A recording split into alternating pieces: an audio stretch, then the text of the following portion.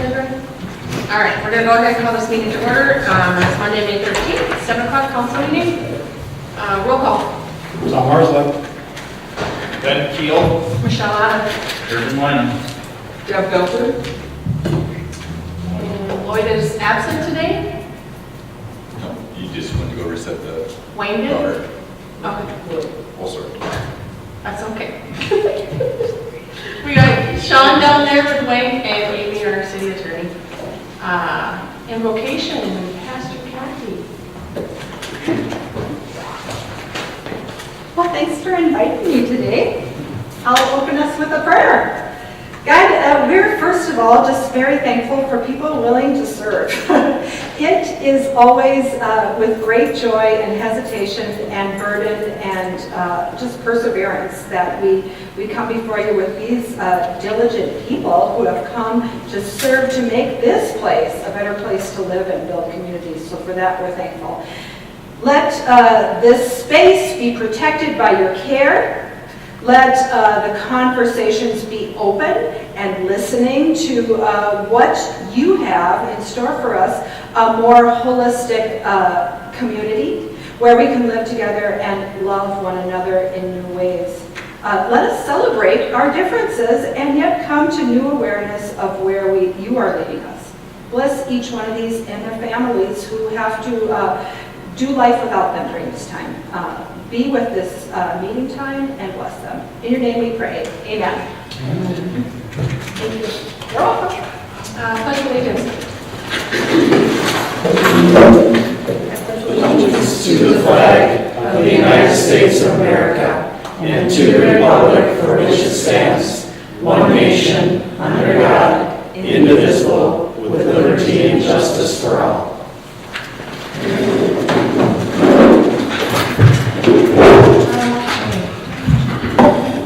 All right, you guys got all your new amended agenda packets.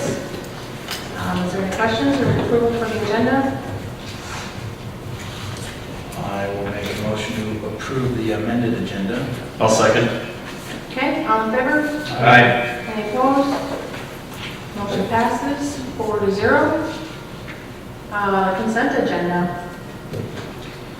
There's one correction on the consent agenda. On page 202 of the Highway 12 Development Committee, it mentions a council member, but I think Kirby's name was omitted from that.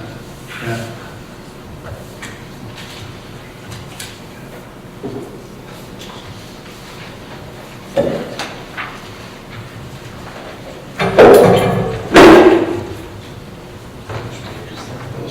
Page 202 of the Highway 12 meeting agenda. Or it says council member also recommended it? Yeah, I think it's supposed to read one out, so just skip you out of there, Kirby. I guess I have to clean that one. Other than that, I make a motion to approve the consent agenda with the exception of that one item.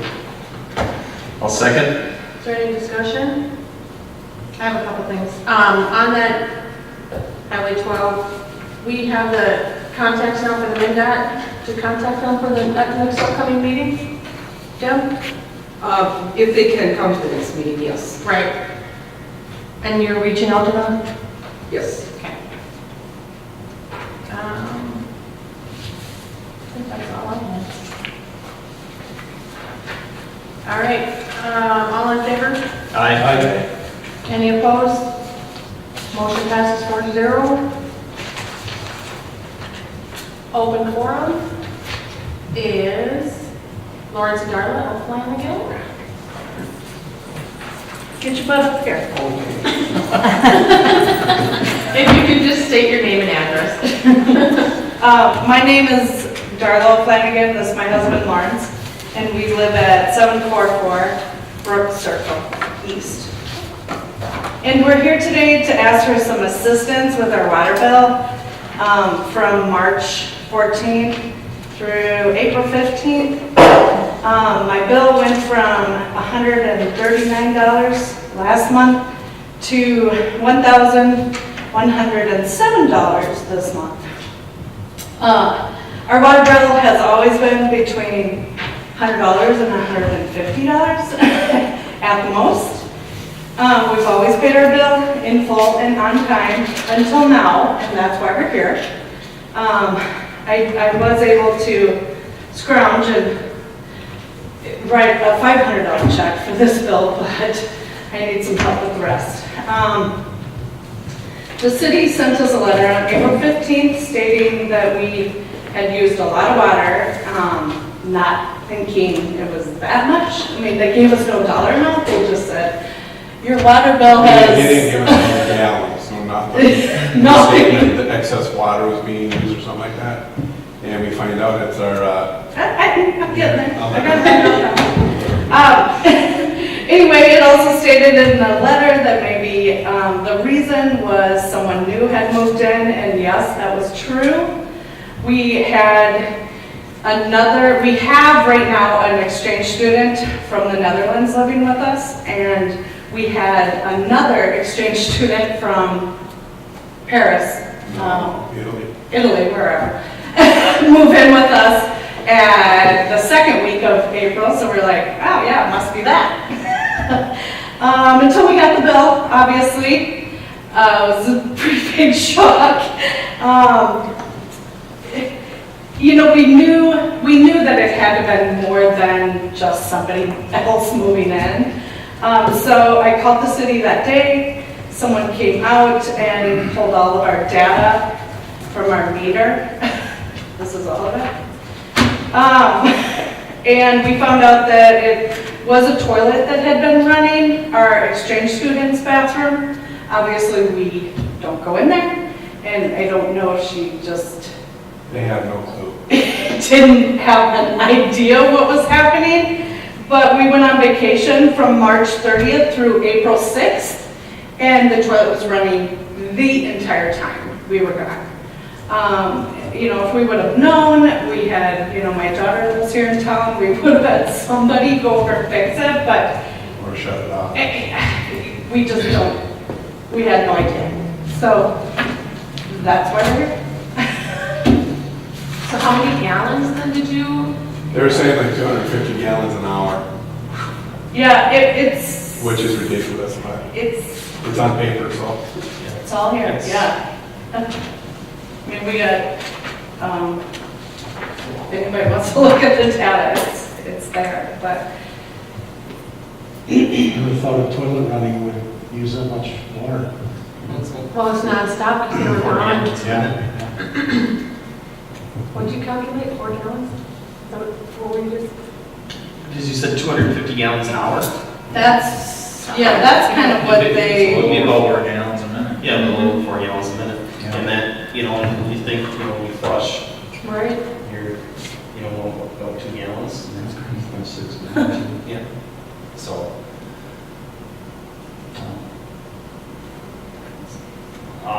Discussion?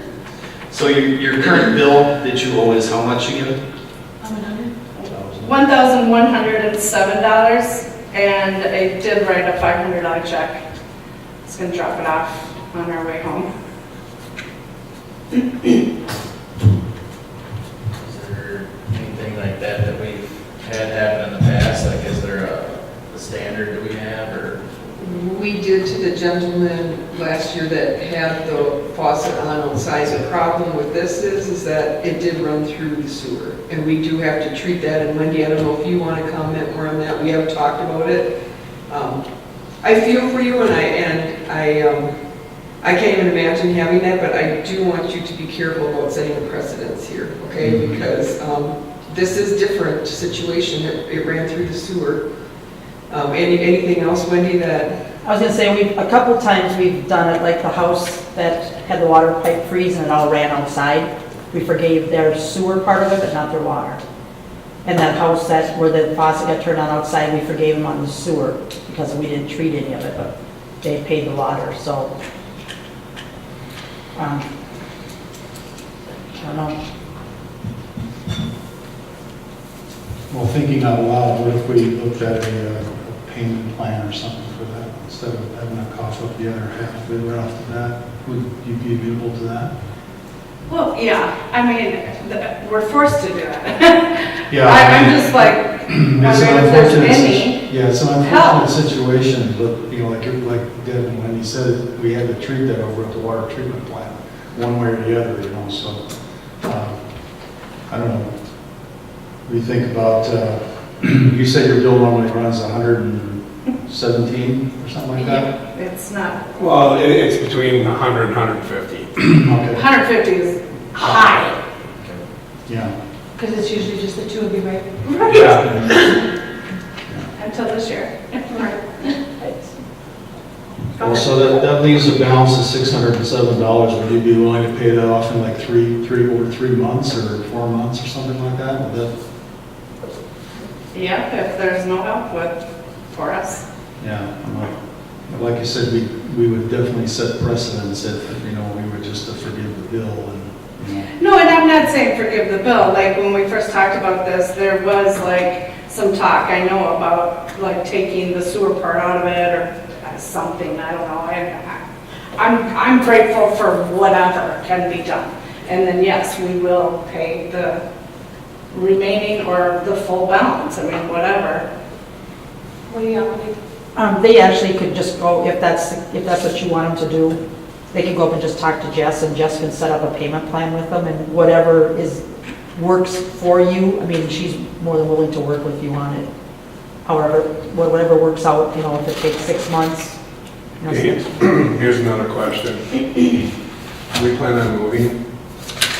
We gotta be out of our house by, It's fine, if we still Yeah, I know owe that. the bill, That's what I'm so, saying. don't matter. Do you need that paid before we move out? No, Or they just- do not, we will have a Carla. payment plan.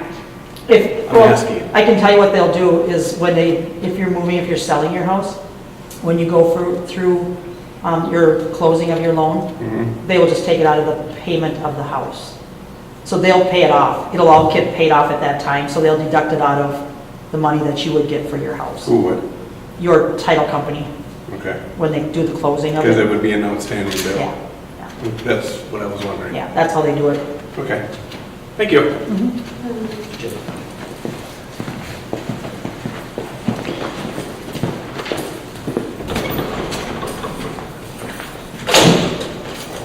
Wright County Sheriff's Department? No? Or the two? Okay.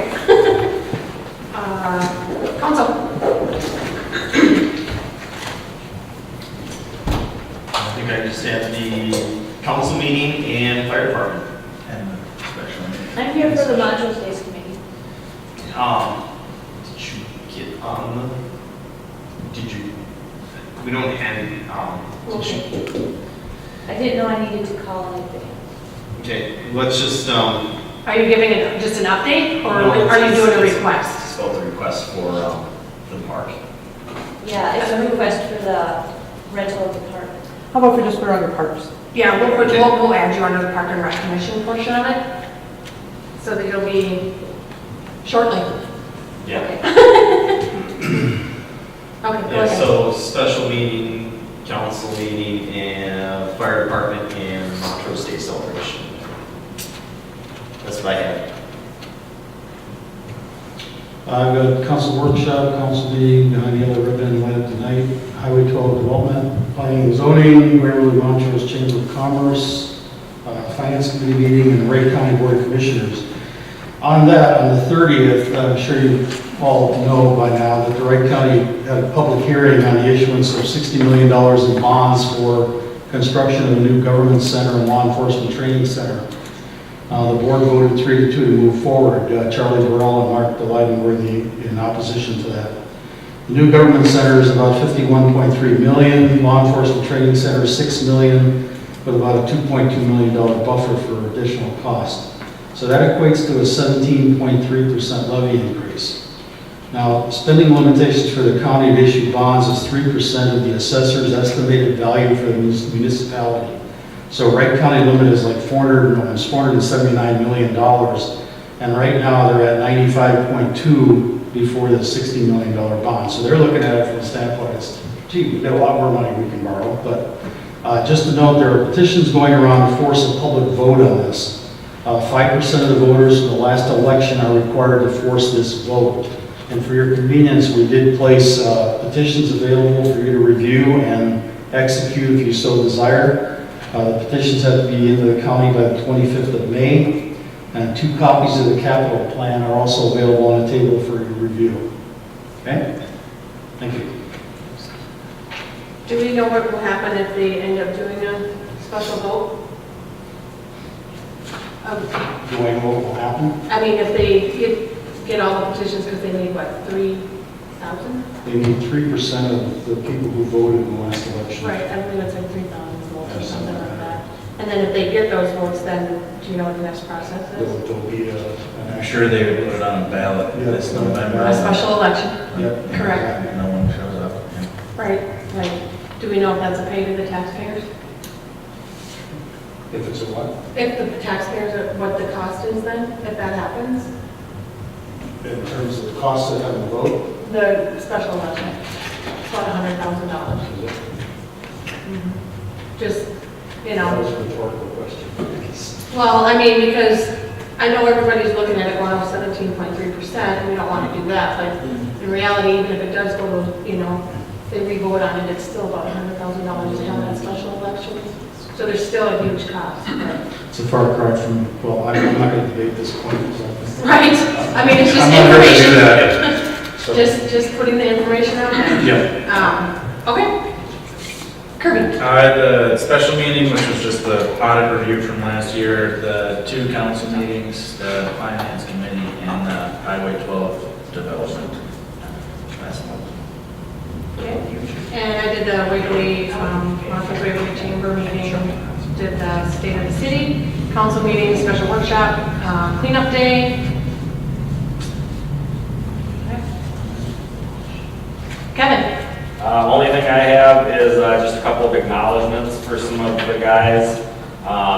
The guys who helped with the 5K beyond the yellow ribbon. Carl's Auto Salvage, they donated 4 vehicles for firefighter 2 class to use down here.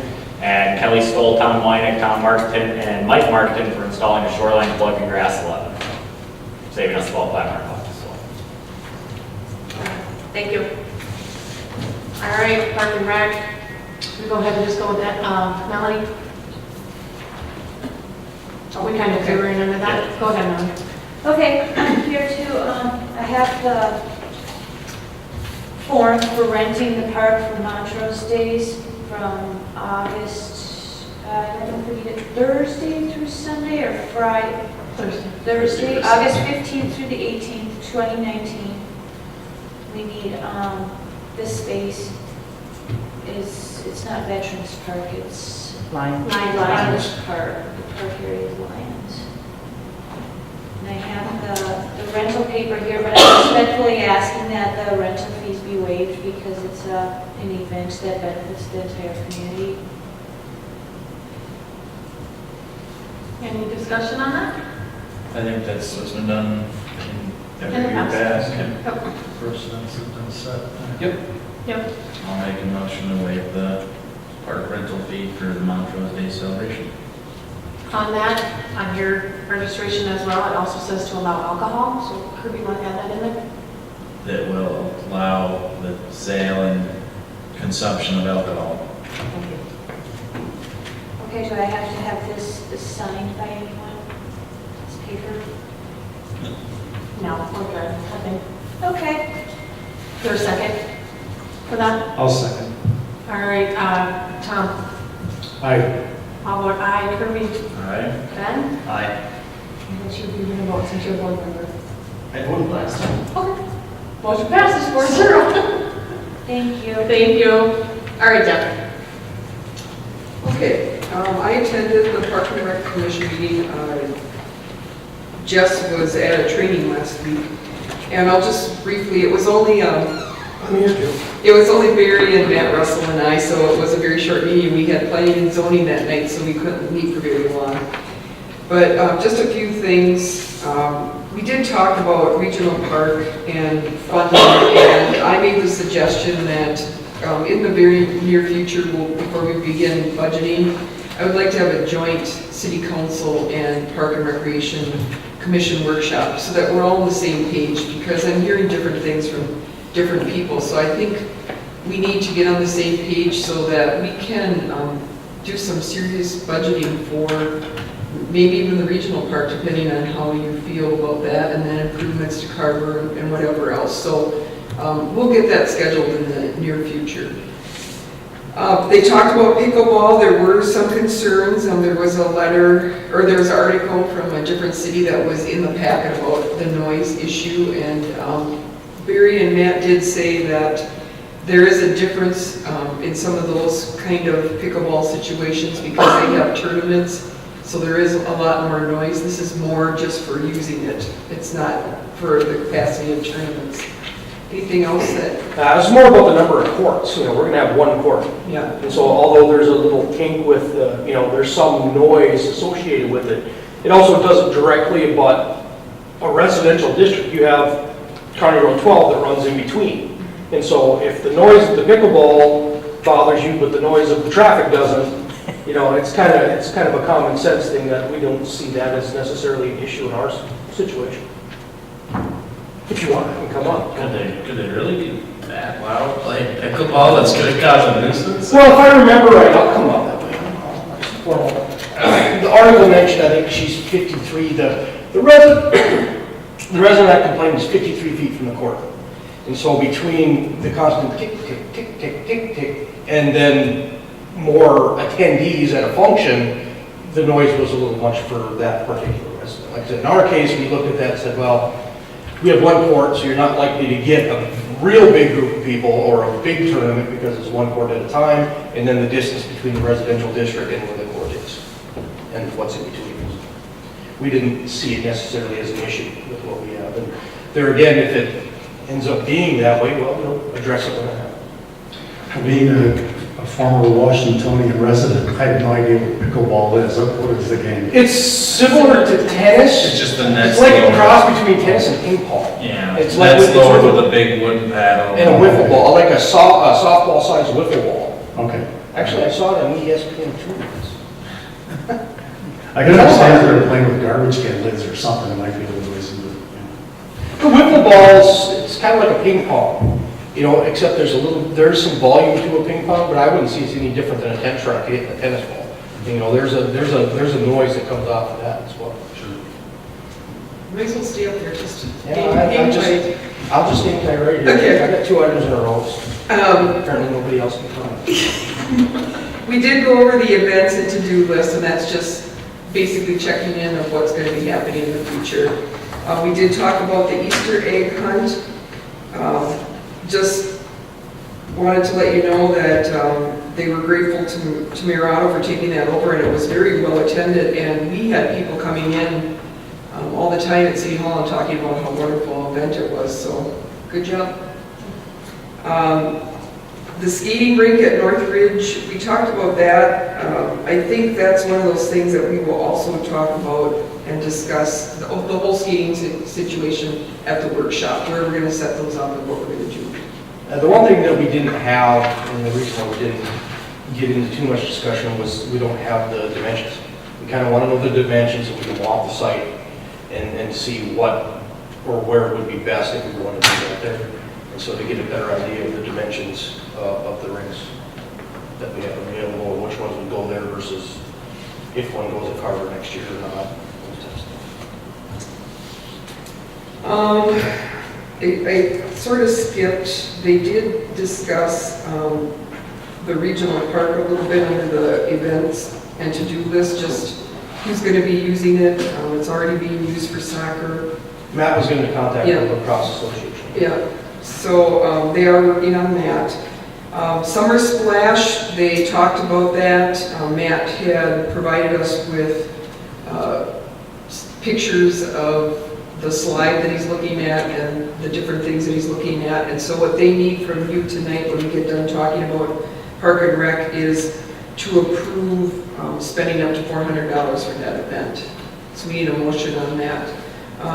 Carver Field, we just looked at the grant, and I let them know that Mr. McCormick is working on putting a list together of what needs to be fixed there, and he's going to keep track of what it costs to fix each of the items, because we need to know that when we apply for the grant. And then Mr. Russell did ask for a list of what teams and organizations are using the field and how many people are included, so Jess will work on that. On that, I just sent Jess the schedule this afternoon. So there's 2 teams that are there right now. T-ball and minor leagues are there. They're actually there tonight. They got stuff up and going tonight, so. So I'll have her work a little bit with you. We talked about the community garden because we as staff had some discussion on that. The person, we were talking about it today again, actually all of us, they have to pay $20 for the season to have a plot out there. And just so people know, we don't even come close, that's not even close to covering what we expend for that, like the water. They have to rent a rotor, the Public Works has to rent a rototiller to till that. So, and we don't want to increase that, that's fine. But what we wanted to talk about is people, it says in the application that they are supposed to clean up after they're done. They have to take the corn stalks out and all that other stuff so that Public Works can get in there and do the tilling. And Wayne, please interject if I'm forgetting anything. They did, there's a lot of them that didn't do that. So we went to the city council and asked you to consider adding a $100 damage deposit and then adding wording to the application that says, if you do not clean this up, you do not get your deposit back, and you cannot have a plot again next year. Now, the Park Commission was a little, Matt was a little concerned about that language.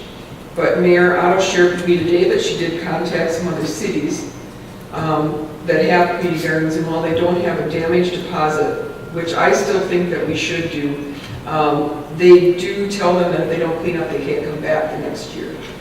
And I don't know how much of an issue it was, but it sounds like there's quite a few of them that weren't cleaned out. I mean, we're talking corn stalks and quite a bit of vegetation that was left. So we did talk about that, and I'm not sure where the council wants to go with that. What specifically was Matt's issue? The thought was that, you know, just if they were to forget once, that they're basically prohibited from having another garden, you know, from doing it again. So They're prohibited for the next year. Next year. So if they don't clean up in 2019, they're not going to have one in 2020, but they could be there in 2021. Well, it wasn't, the verbiage wasn't discussed of next year. It was, you're not allowed to have one. So there again, there could be all types of permutation of how that could get written. I gather that he was not on board with the $100. No, he was on board with it. He was okay with Oh, yeah, he was okay with the Okay, launch. sorry. It was the prohibition. Oh, I missed. Yeah, he thought the language might be too strong, but I did find out today, and I didn't let Barry and Matt know this, that the people that are doing it are repeat offenders. They're doing it year after year after year. And it does say in there, the document that they signed and agreed to says that it has to be cleaned out. So, It doesn't say or else, basically. no, and you want to change that. Well, and there again, even in those situations where you were prohibited, well, my neighbor doesn't have one, they don't want one, but I'm prohibited, but I'll have them sign up and I'll just have my garden. And then I'll leave it next year and they don't care. You know, I guess- so there's around all those Easy fixes. Last year we had a community garden. Done. That's the easiest fix. Well, when a neighbor loses $100, they'll be upset. Oh, they'll put up the money.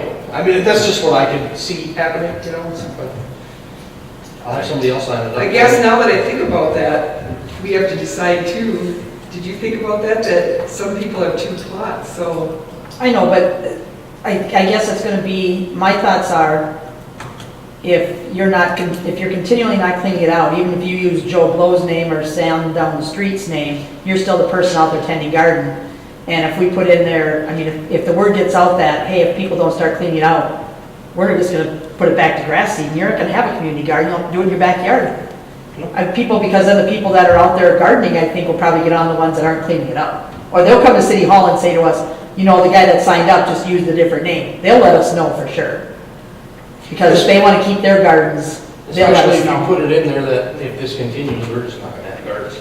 You know, I think the word will get out that you need to clean it up. I mean, I hate to discontinue because the people that came in were pretty excited about having it again this year, so. One was a mother and a young son, and they ended up getting 2. They were pretty excited about it, so. I don't know if we try this first and see what happens and see what the result of that is. It obviously won't be implemented until next year, but I don't know. And I guess I just need direction from you on what kind of language you want in there. I mean, how strong do you want it? Do we have, like every other park or anything like that, rules and regulations? You know, like at all of our parks, it gives the rules Yes. and everything. And maybe if we put something out there as a friendly reminder that they see it constantly, don't forget to clean up your mess. I mean, we have it, That way. you know. I find it hard becomes to- white noise. 'Cause It like does, you say, it we does, have yes. things like that right on our punch clock at work, and yet we still have people disobeying it. I find it hard to believe that they forgive to clean it out. Yeah. I think Right, I pretty mean- much they just don't want to. Because Right. somebody will do it for me next spring.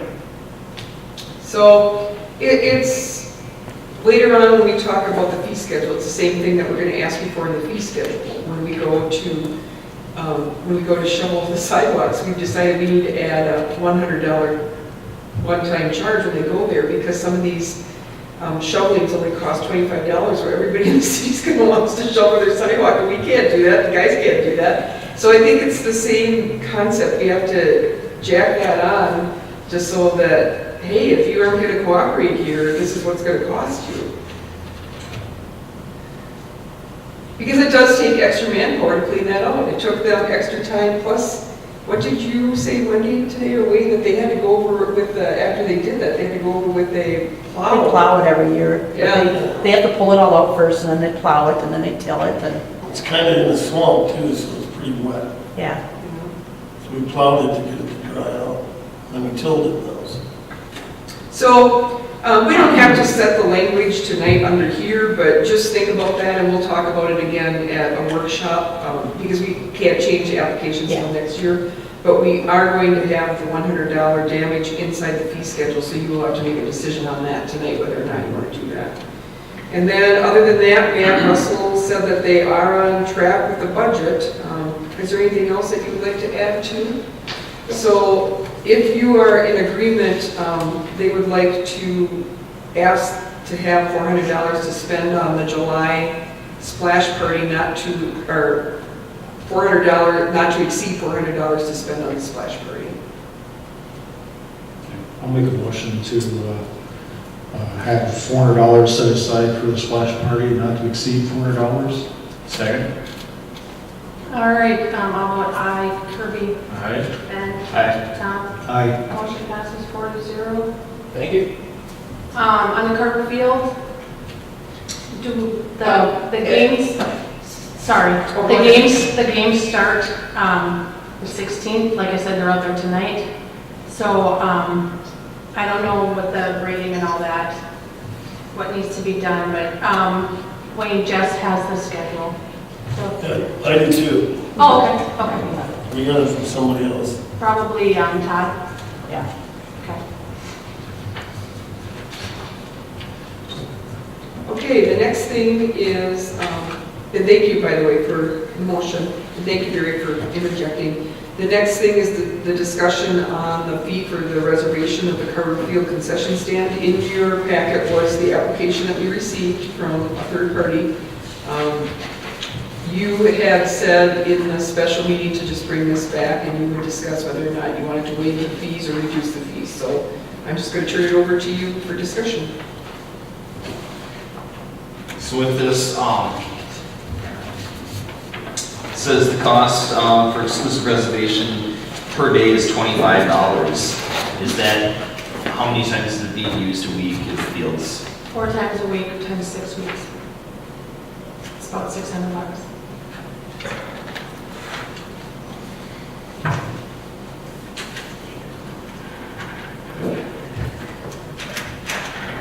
Take Ashley, does he have anything this night, or? No, she's at work. Well, when she filled out the application, we asked if she needed to be here, and said that it would just be presented, so.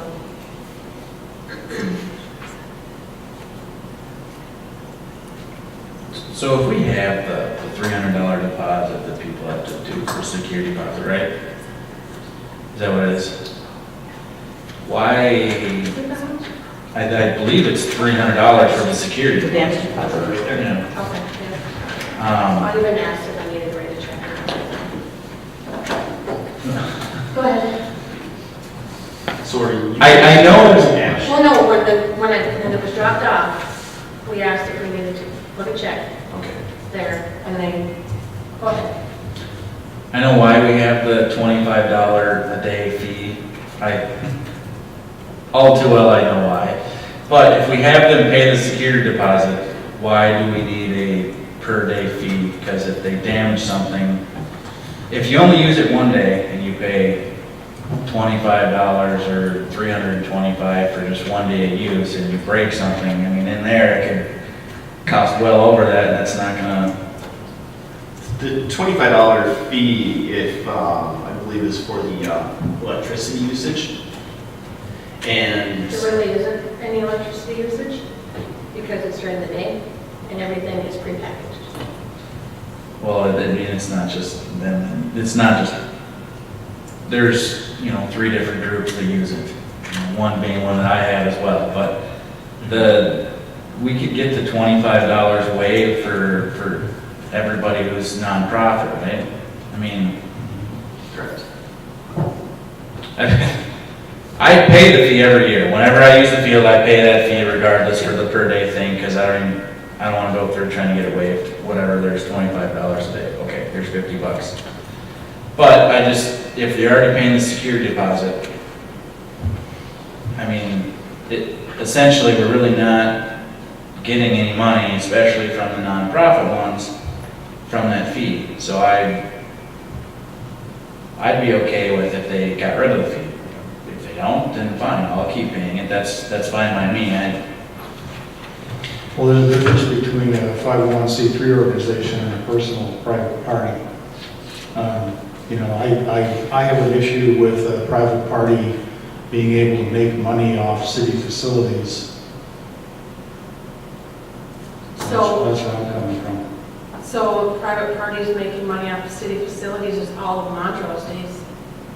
Montrose Days as a whole, that's the biggest event in the entire year. Agreed. It's a whole different deal there. I totally agree. This is not an individual making, profit off of that. An individual's not making money off of that. If you read the minutes, it was stated that the individual would give the money to the city. I hear that, but where's the accountability there? We have no means of holding a person accountable. And it was discuss it with Wendy, to work with Wendy on that. But again, I mean, I'm just gonna say on behalf of the third party, this is, I mean, Kirby knows it. It's a big park. It's used quite a bit.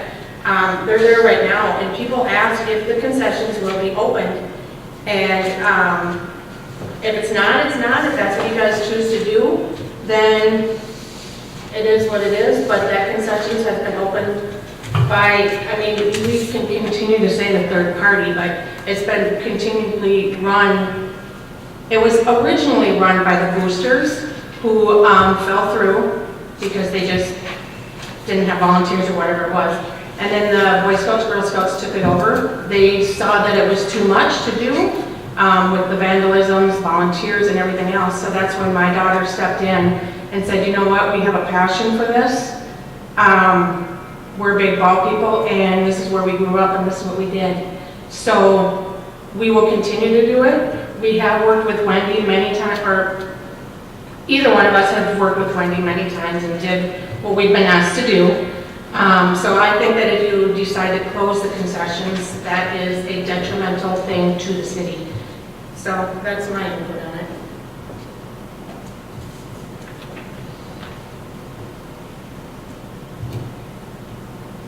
And if they're the fee, I guess I'm not done. A $25 fee would, like we said, roughly be, it's 4 times a week, times 6 weeks, depending on rain, that kind of stuff. Be about $600 that this person is putting out, which this person puts their own money into it for the licensing, everything that goes into it. They would be putting out an additional $600 on top of that for something that the community loves. So you're asking them, but again, it's up to the council.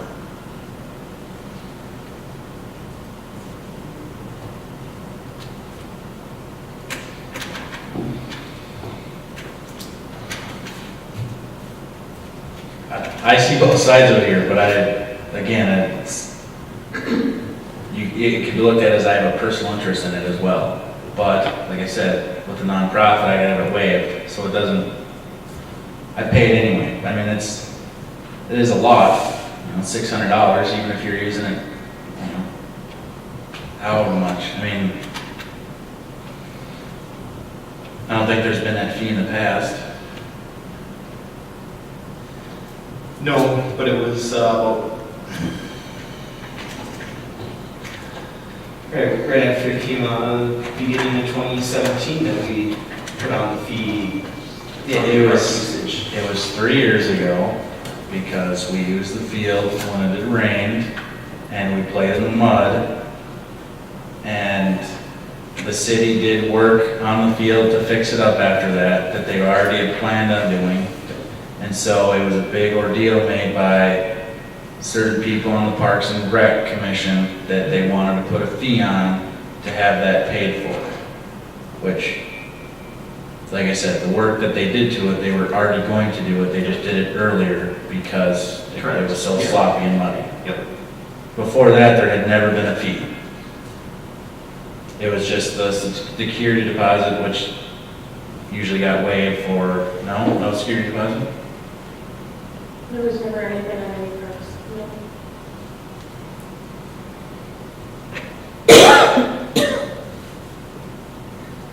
So, I mean, the reason we're having this discussion is because of me using the field when it was really rainy and wet, and then it was an issue that was caused by other people.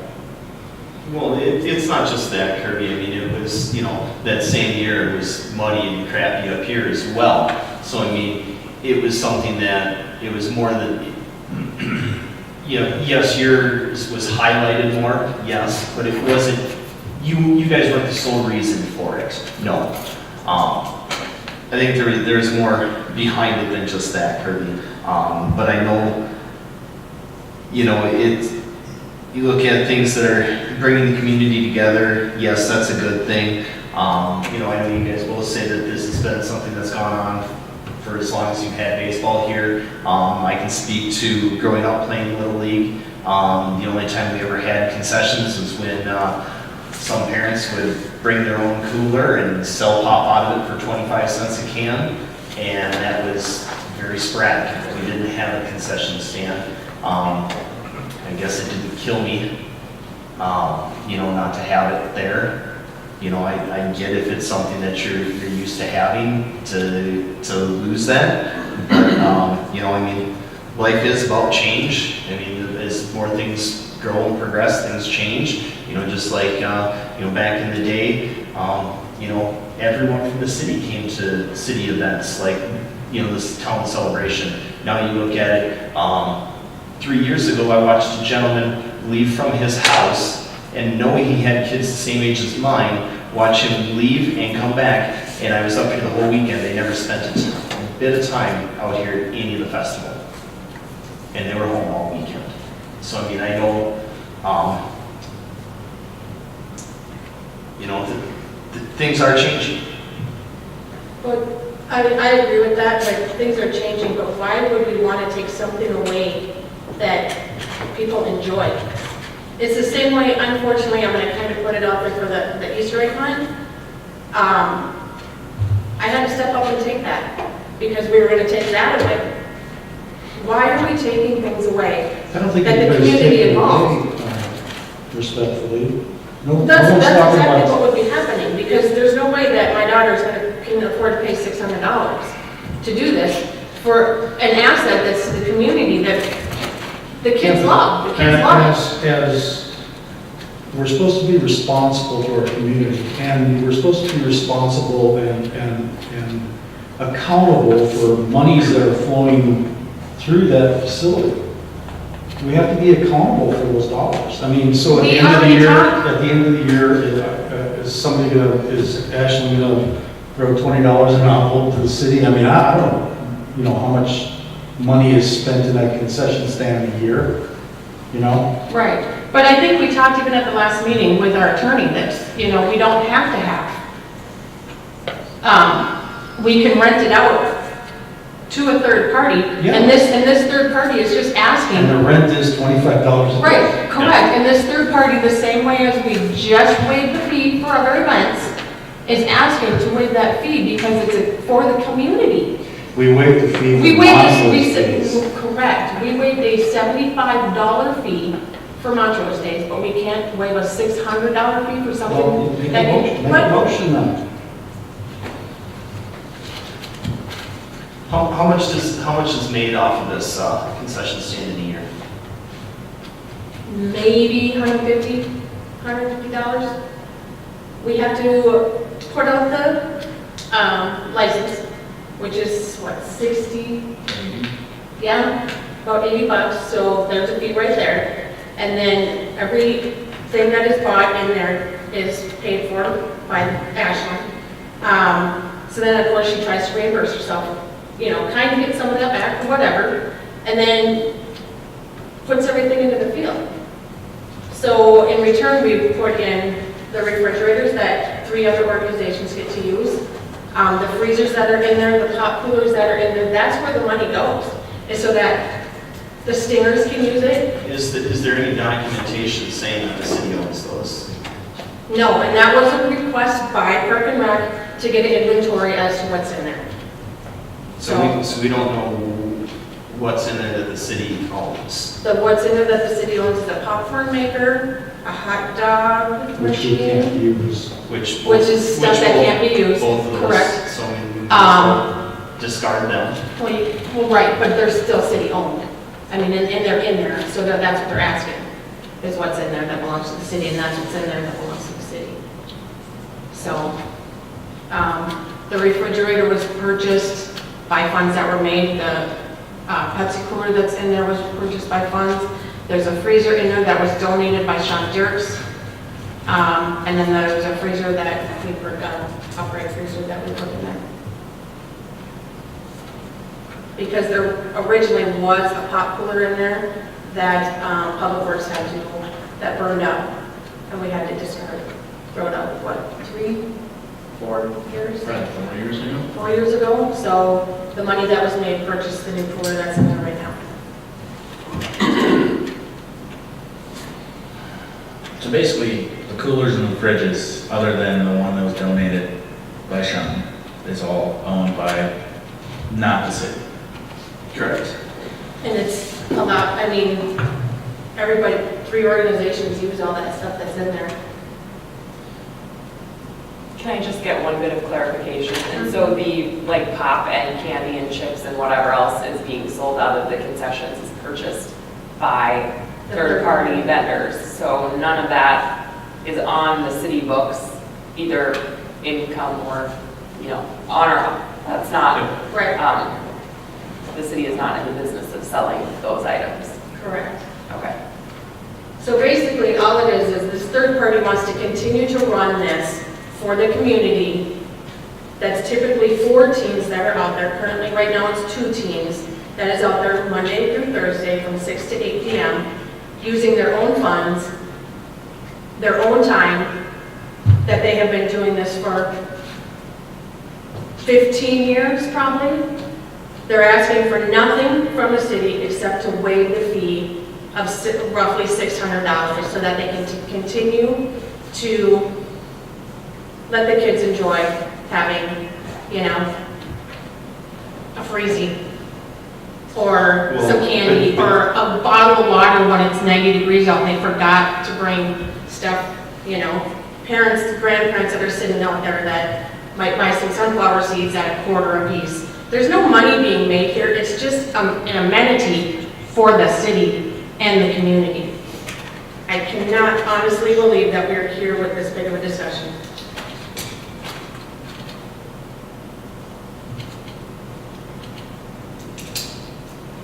So it sounds to me like the sticking point is that this isn't a nonprofit.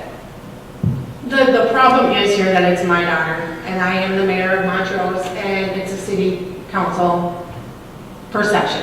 That's the problem.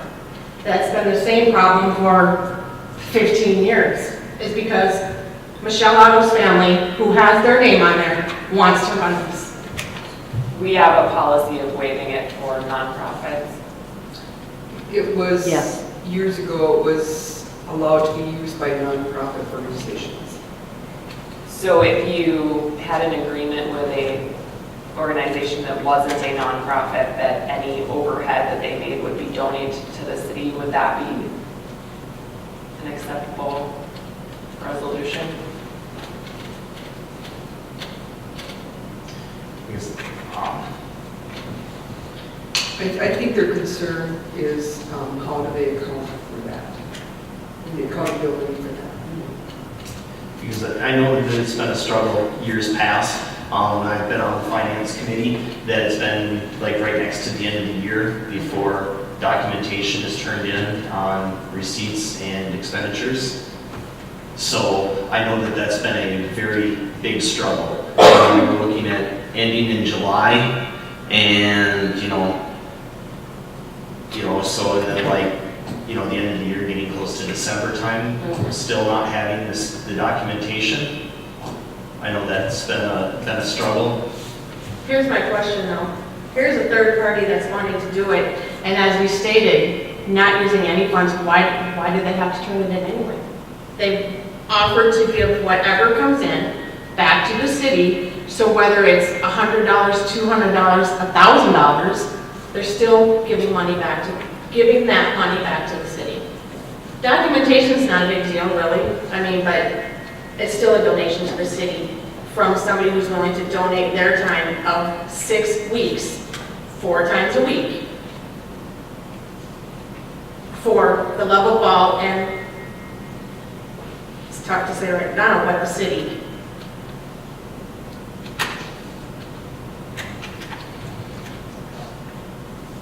Okay, and if she's not working there, who's up there working then? Her sister, Okay, or her brother, either one, because they've all played ball there well, my son's 30, he started when he was 5, he started at Carter Field, so.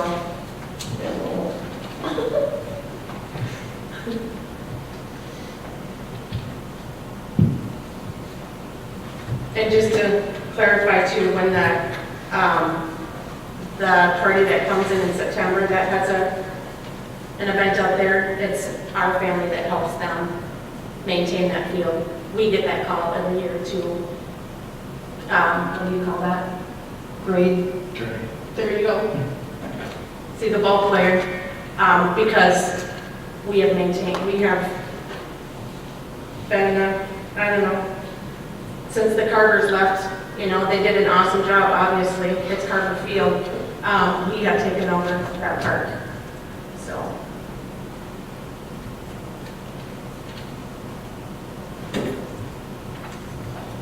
I guess I'll make a motion to waive the fees, with the understanding that if there are any issues, that the fees will not be waived next year. But if we are doing prepackaged foods, we will need to get the popcorn machine and the hot dog maker out of there, because Where are you those, gonna put it? The thing is this, well, we can't do anything with them. they just sit in there. But they need to be removed and gotten rid of that. Because the city doesn't have the license to use them. It's not, is a certified kitchen out there? No, but other events can use them if they get a different license. I don't get that license personally. I get the prepackaged license. Then let's put a lockout tag out on the plugs to make sure that they're not in violation. Well, you already got issues in the electrical problems up there, so. Lockout tag out is putting a padlock over the end of it so it can't be plugged in. Right. So, I don't think anybody uses no one uses the hot dog maker. Nobody uses the popcorn maker because it started on fire like 4 years ago. What's us having them in there then if they're an issue? Carvers, I think the Carvers use the popcorn machine. They use the microwave, Oh, do make they? popcorn, yeah. Oh. Do they keep it in there to keep things hot though? I don't remember. I mean, you can ask them, but I just,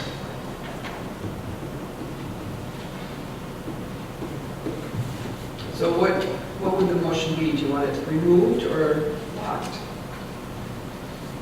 okay, I'll second your original. Well, I guess the my first opinion would be to, if popcorn machine doesn't work, get rid of it, throw it away. It works. The popcorn machine works. I just heard. They fixed it, but They we did. haven't even tried to use it in 4 years because it started on fire once, so we just. Wayne has fixed it, he put a new motor in it, so it works. It's just, I and think it's that's something the city could probably, use at other events that they have though too. I mean, they can offer it up here when people rent it out, or they can use it for whatever other city events that they have. But nobody uses it right now. Fire department offered to take it off our hands and use it. If somebody else needs it, they could use it. Did yours die? Okay. It'll go to more use there, I think. Did yours die? Go with what it looks like. I'll have to take a look at it first. this one's pretty old. Well, at least if it starts on fire, we know it's in good hands. So do you want both removed then? I guess I would look at that, yes. Okay. That's your motion to waive fees and popcorn and hot dog makers should be removed. Okay?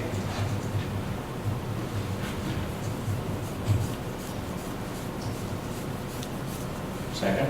Oh, you're in second, okay? Any more discussion?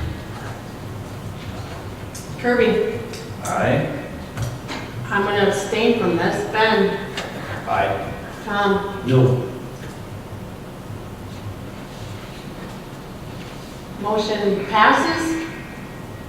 2, 1, and 1.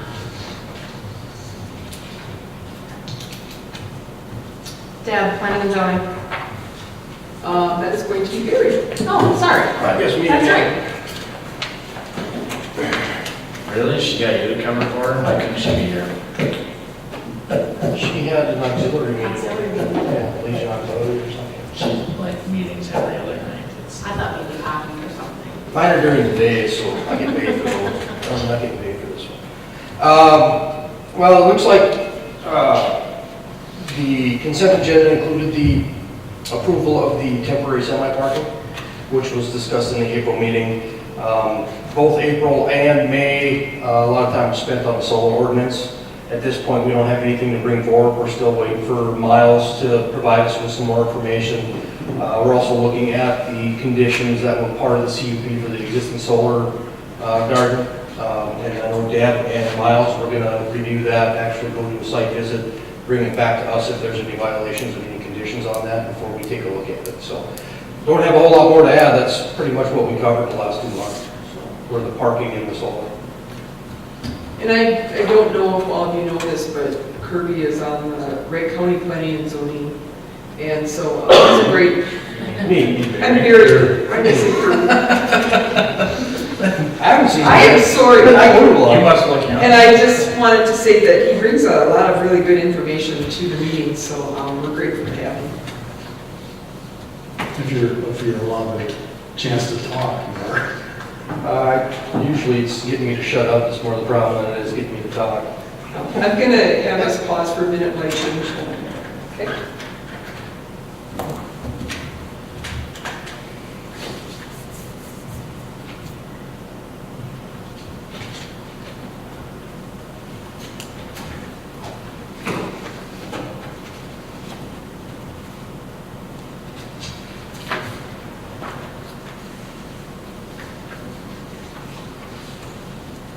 Takes a little bit of time, so it should be done in just a minute.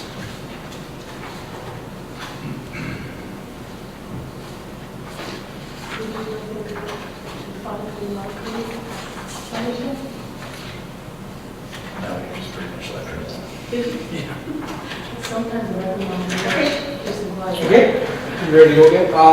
So it does sound like we do have a bunch of stuff coming up this summer, so it sounds like we'll be busier than we have been in a while as far as more public hearings requests, which is a good thing. Miles gave an update, and the month of June is going to be very busy. We have quite a few things coming up that we have to vote on. One of them, I think, is going to be a public hearing. Yeah, at least one. And then we are going to, on request of the US Highway 12 Development Committee, we're going to be digging into the sign ordinance. So. Okay, thank you. Unless you got any questions? We're done. Mayor and Council, this item before you tonight is an update on the status of the Trunk Highway 25 project and where it's currently sitting at. So we're going through final back and forth modifications with MnDOT staff under review.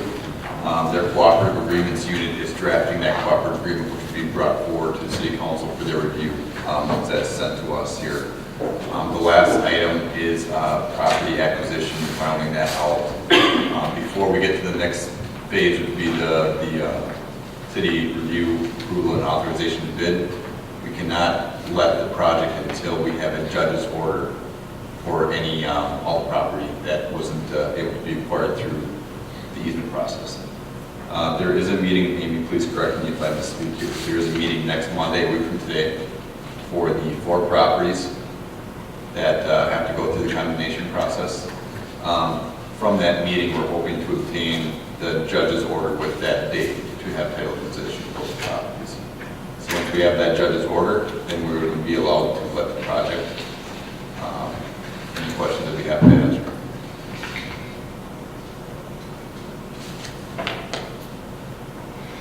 Any questions?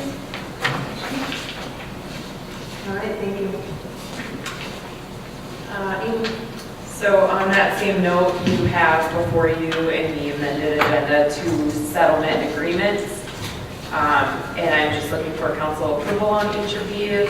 They are settlements to obtain the easements that we need for the project at the appraisal cost that was originally found on the properties.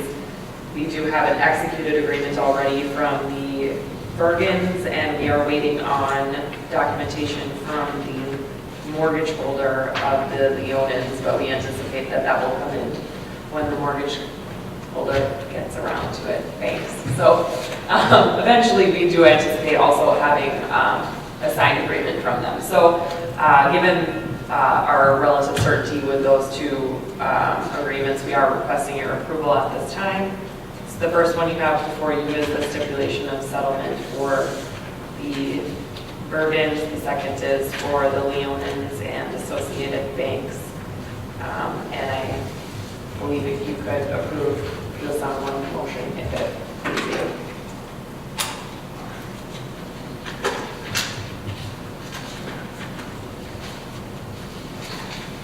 Is there any discussion on this? Questions? No. Is there a motion? I'll make a motion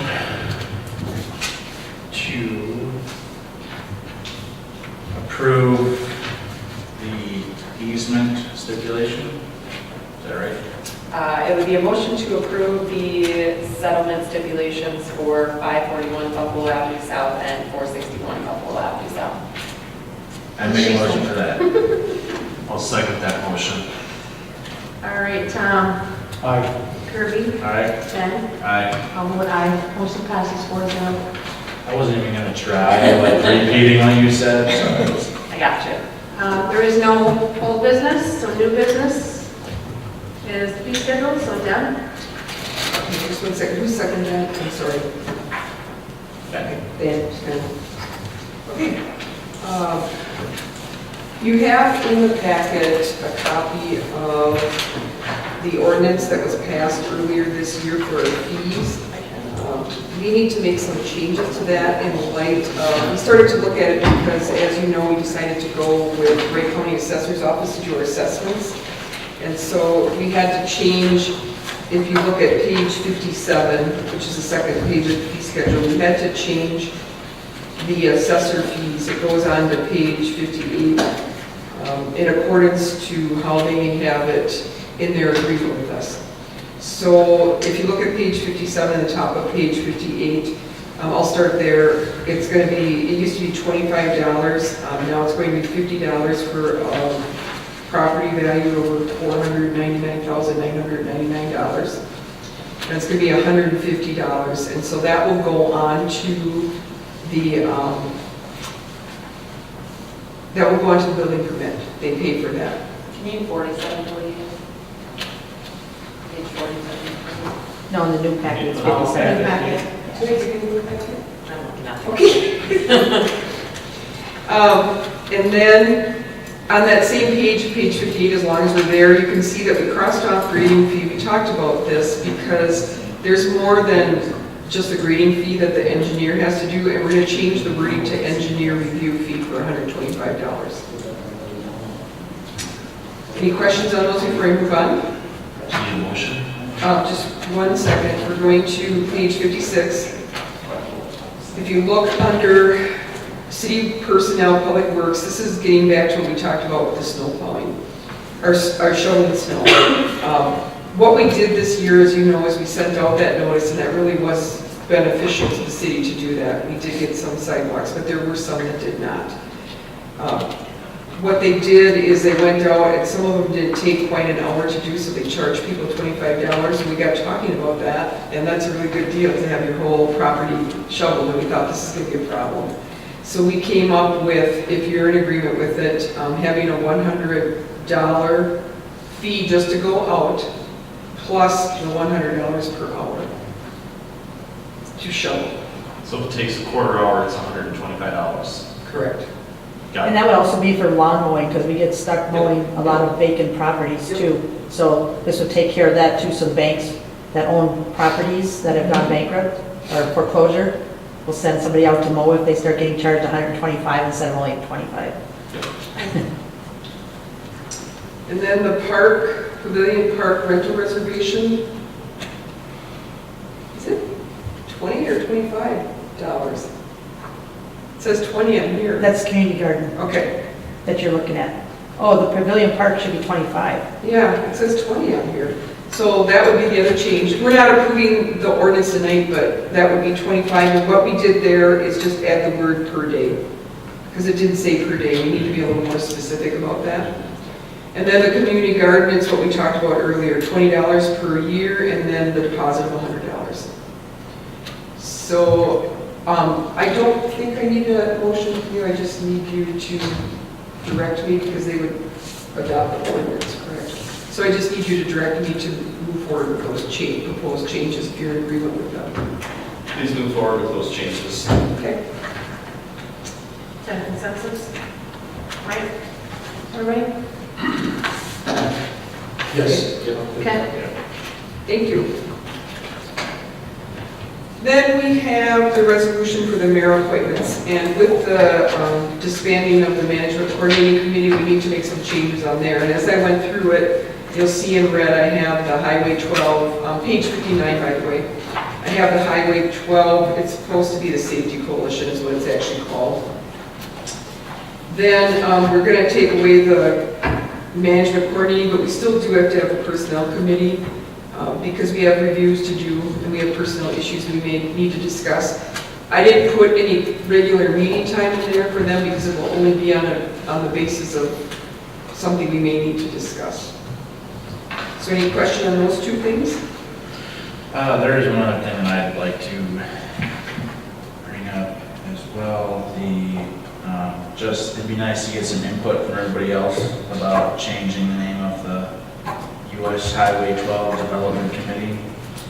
Because as it sits right now, and Tom and Michelle were at that meeting, but it basically says the only thing that committee would focus on would be Highway 12, and that's it. And I think it needs to be a lot more generalized, even if it was just Montrose Development Committee. I don't think it should say we're only focusing on Highway 12 because it's a highway and people drive on it, so we want people to go, wow. And I'd like it to be, focus on the whole town in general, not just the highway. I agree with that. I agree with that. I think they discussed renaming that, didn't they? Mm-hmm. Yes, to words that people would have to look up in the dictionary. City Do they Beautification Development have a Committee. dictionary still? For some reason, they talked about not using the word beautification. They wanted to use the word aesthetic. Is that a big word? I was just thinking, can anybody name what that means off the top of their head if they were scrolling through Facebook and saw it and go, aesthetic, never mind, just keep going. Okay. We knew you could. Yeah. So it's, Do you have a name in mind? I don't have a name particular in mind, but it'd just be nice to kind of get more input on that in general. I mean, Should I send an email out to the committee I think and see if they have some ideas? consensus of it, yes. You wanted it more Montrose-based rather than Highway 12-based, yeah. And the committee was in agreement with that? Yes. Okay. So when they meet again in June, maybe have some ideas in mind? Because it's June, right? Well, it might be before then. I have a call into one of the MnDOT people, so we might have to have another. depending on when their schedule is. Yeah. Okay. I have a couple of issues off now's the time with committee members.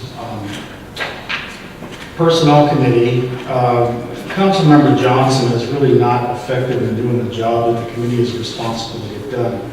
I mean, he made no effort to complete Wayne McCormick's review in advance of the meeting. He's obligated to do that as he's sitting on the committee. He suggested he take it home and complete it and bring it back, and that's totally unacceptable. That's not how you do reviews with people.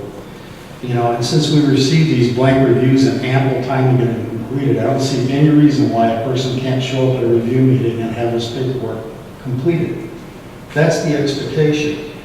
When we met for Deb Belter's review, I mean, Councilmember Johnson used a good portion of the meeting to personally attack me over another issue and express his disappointment in me, and I feel that this behavior has no place in a forum where we're dealing with personnel issues. And I'm extremely concerned, we're coming up on some interview processes where we're looking for the administrative assistant position, and I don't want them being scared off by somebody who's gruff and talking about things that make no sense and just, you know, his behavior is totally unacceptable in those kinds of things.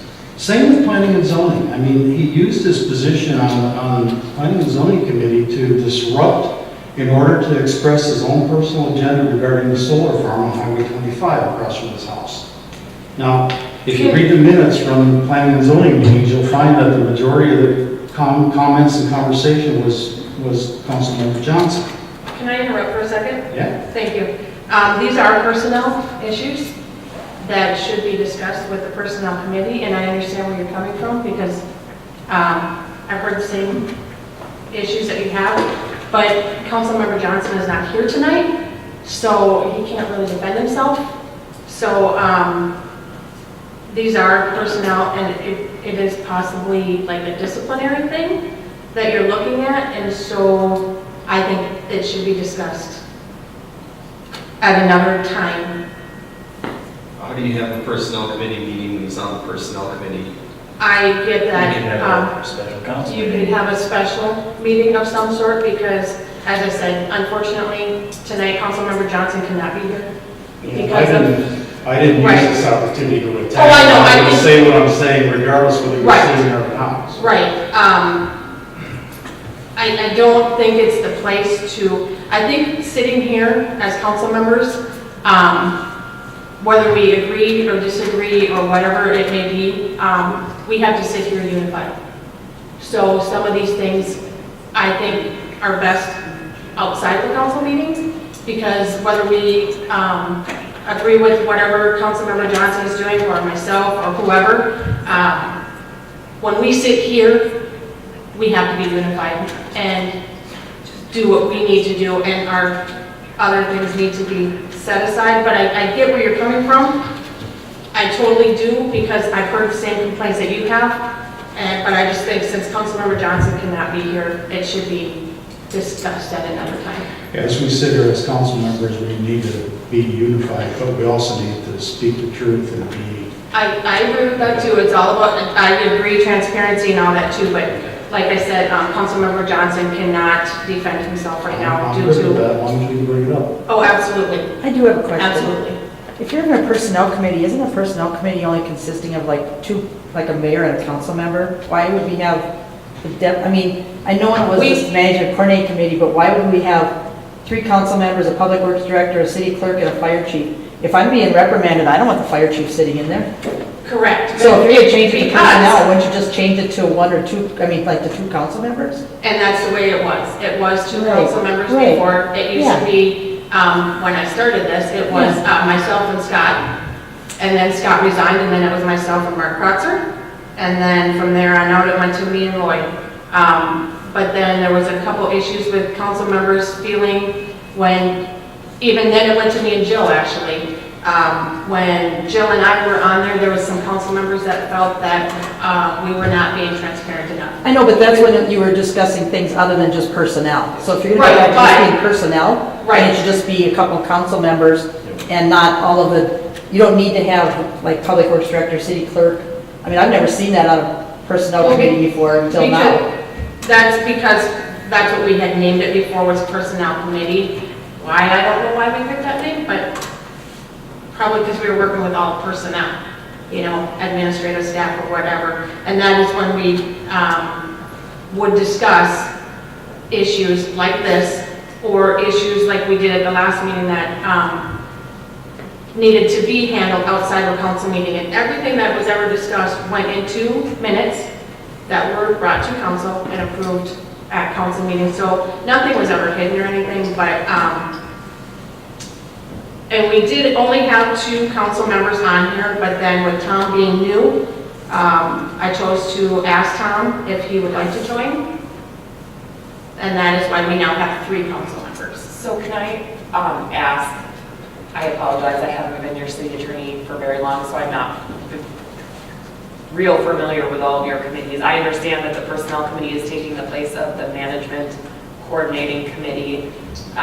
Is it going to do the same functions that the it's not just a rename, you're changing the functions? Well, personnel committee was what it was called, and when I did this, I asked to change it to management because they literally were talking about everything but personnel issues in the meeting.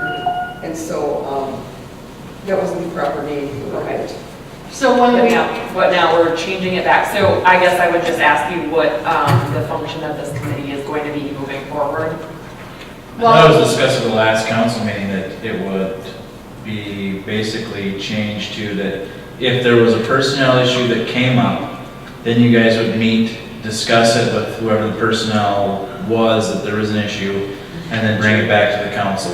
Correct. That's right. And then that's why we were getting rid of this management coordinating meeting, because that was what you're gonna do, and we we're going to have a council meeting every 4th. It says 4th in the minutes, or it did. Workshop. The old one, yes. Okay, so the sole function of this committee is going to be disciplinary or complaints against an employee? Or personnel reviews. Or personnel reviews, okay. And so you would be conducting regular personnel reviews of just the people on this committee as opposed to you as a whole? It'd be for Wayne and I. Okay.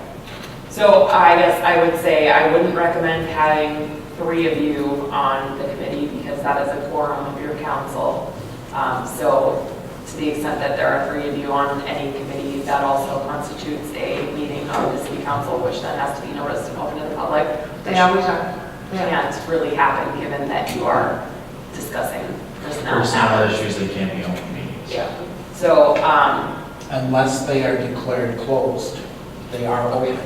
That is correct.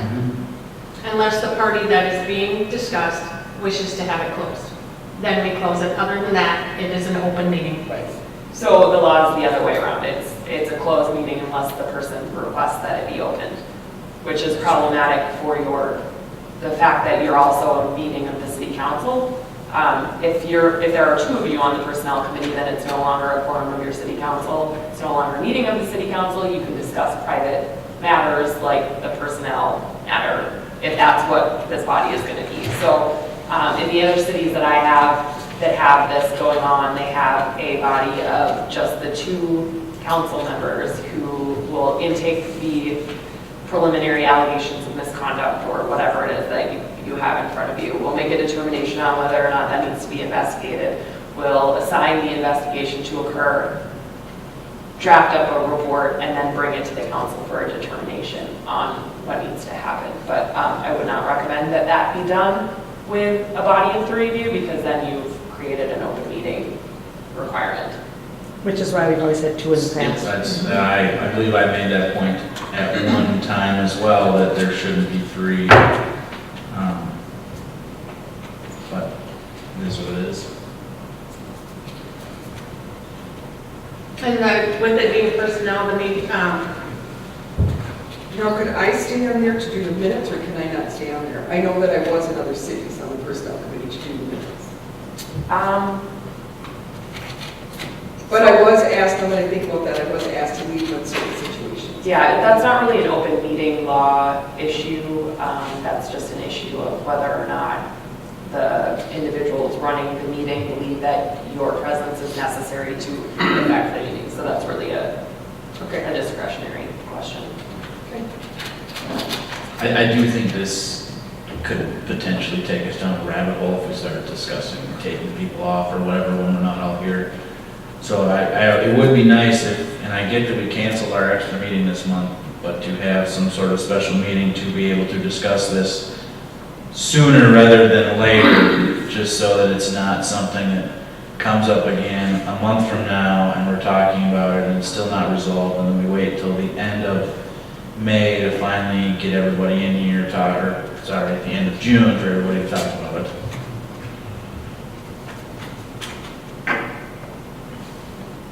I know it's adding more meetings, but I'd feel more comfortable if Lloyd was here for this discussion.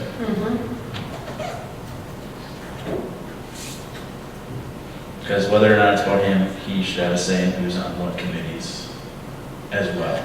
Agreed.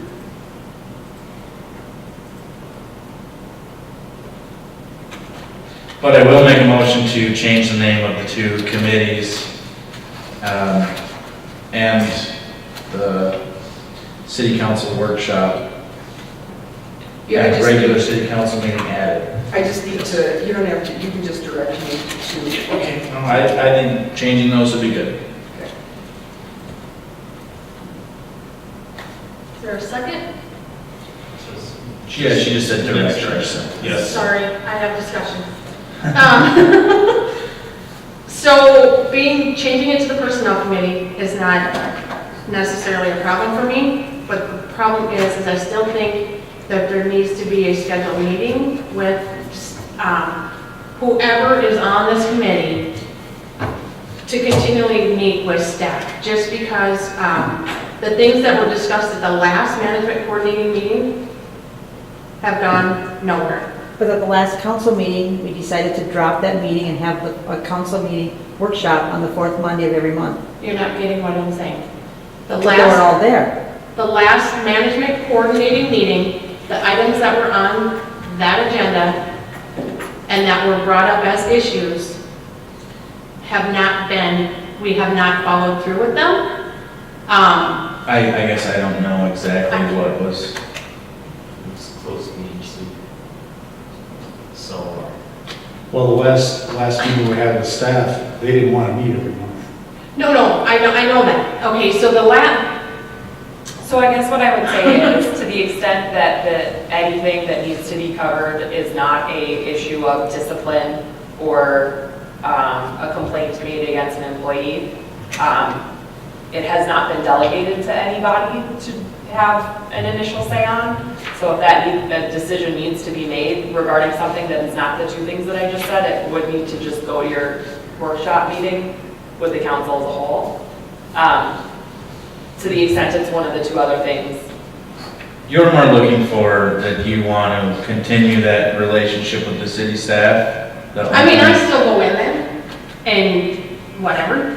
Right, but is that kind of where Yes, you because want it? If consistent meeting, you keep that rapport going, you build rapport. Yes, only because one of the items that was on that agenda was we had discussions on consultants and concerns about them, and we haven't come to a conclusion on that yet. And I don't want to get into detail on that because we haven't, I don't know if you recall it, but those are things that still need to be worked on and worked out. Yeah, so I guess my only concern with that would be that a personnel committee doesn't have the authority to. That's why I want to keep the same name as the management coordinating. Right, but I don't think the management coordinating committee has the authority to make a decision. There is no, right, it's a council as a whole. there is no authority or decisions made from the management coordinating. It is just discussion that then goes to council. Sure, and so to the extent that Discussion, why does it come to council then? Why does it need to be discussed twice? Why can't it just go to the council workshop? well, and it also doesn't need to happen at a meeting. To the extent that you had a discussion with staff or with consultants about something, or that you and Lloyd or as long as there's not a quorum of you, you and any other council member have had a discussion Right, about right. anything, like, that doesn't even need to be scheduled. Right. You can just set it up with staff. Okay. Okay. Move forward with changing the names then. Okay, And then we need to schedule a meeting to discuss the other issues at hand, so. What do you guys have available? Let's see who's better.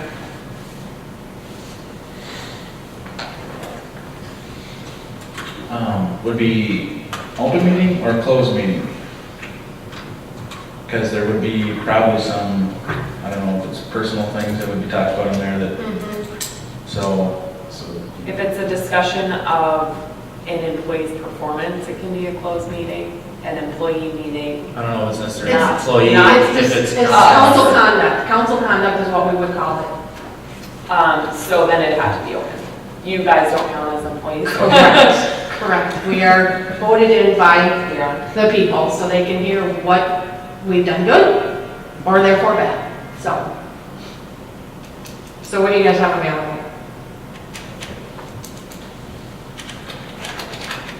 You're the night worker, right? You were there? I could do next Monday at like 4. I am not available next Monday. Karen, what are you available next week?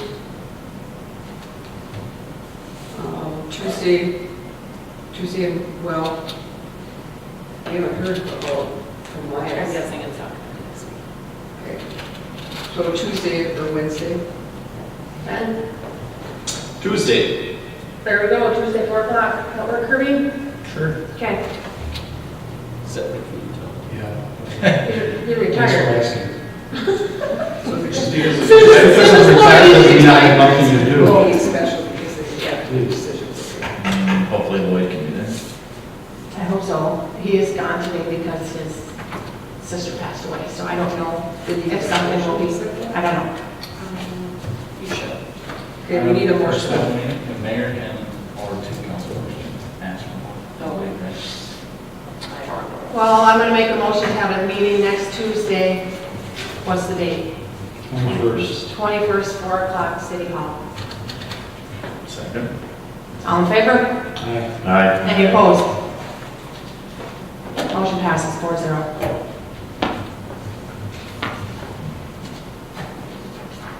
All right, Deb, Apple property. I will let Amy take that. So we have reached an agreement with the Epples regarding sale of the area that the city is using for a well. You do have a resolution in front of you regarding purchase of that property.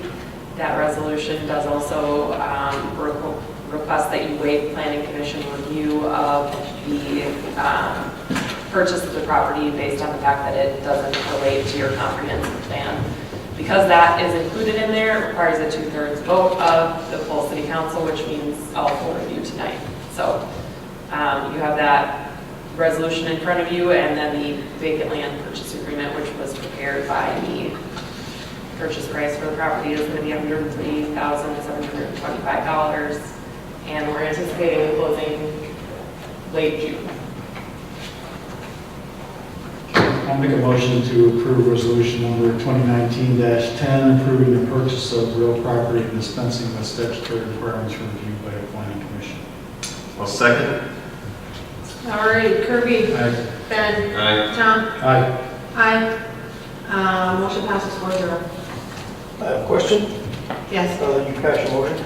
Is the annexation going to shortly follow that as well? It will, yeah.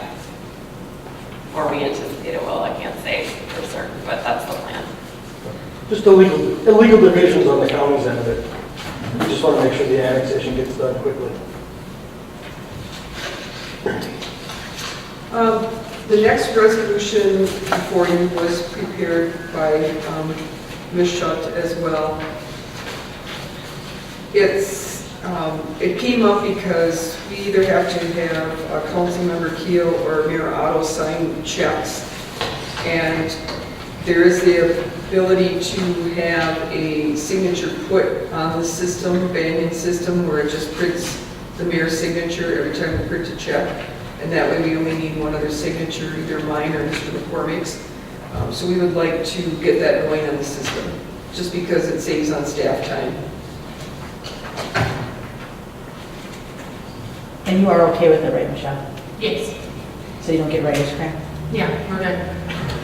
Make a motion to approve resolution 2019-11, resolution authorizing the assembly signature. I'll second.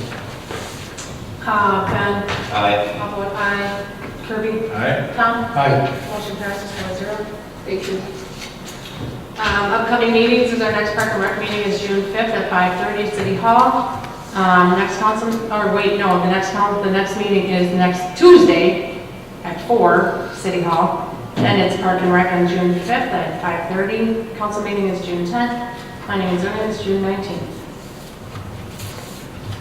Acknowledgements, I want to go ahead and acknowledge our Wright County officers, because this is the Wright County it's Law Enforcement Week. So I want to acknowledge Kevin who's sitting here right now for everything that he does, and all the Wright County officers that we have here in town and throughout the county, obviously. Public Works Department being the 4 gentlemen. We have Coco, drawing a total blank here, Coco, Ryan, Dan, and John, as well as Jess, for doing a phenomenal job at cleanup day. It was crazy, crazy busy. They had lines past noon, past Highway 12, so I want to thank them for the amazing job that they did. That's the problem, when Michelle goes first, there's nothing left to say. Oh, sorry, I do have 2 more. Quick, say yours before she says. No, I was going to commend the Public Works guys for everybody for the job they did, cleanup day. I mean, when I pulled up, I think it was 15 minutes after, and I was in front of the post office. But it only took about 40 minutes to get all the way through, so I didn't think that was bad at all.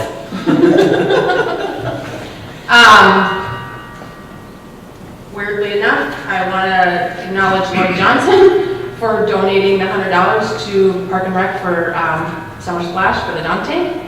And Deb, who reminded us that it is her yearly anniversary, so sticking it out here with the city council members of the city of Montrose for the last year. So that's it. I have nothing. Is there a motion to adjourn? Make a motion to adjourn. Second. All in favor? Aye. Any opposed? Aye. Wow. We are adjourned.